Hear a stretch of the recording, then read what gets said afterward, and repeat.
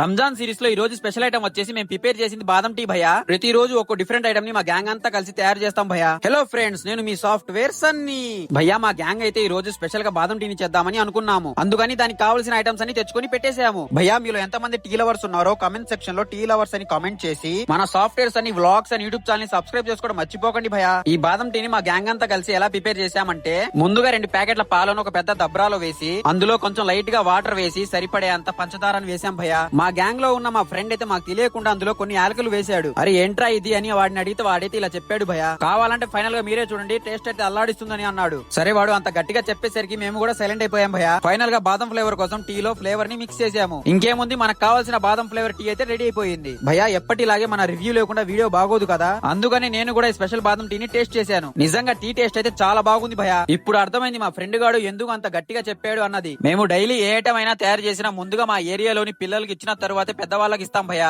ఇంకా ఫైనల్ గా తరాబీ నమాజ్ కు వచ్చిన అందరికైతే స్పెషల్ బాదం టీని ఇచ్చేసాము. మరొక టేస్టీ ఫుడ్ లాగ్ తో మళ్ళీ కలుద్దాం భయ్యా. మీకు ఈ రంజాన్ సిరీస్ నచ్చితే ఫాలో కొట్టడం మర్చిపోకండి భయ్యా, లేకపోతే మీ లైఫ్ లో టేస్టీ ఫుడ్ ఐటమ్స్ ని పక్కాగా మిస్ అయిపోతారు.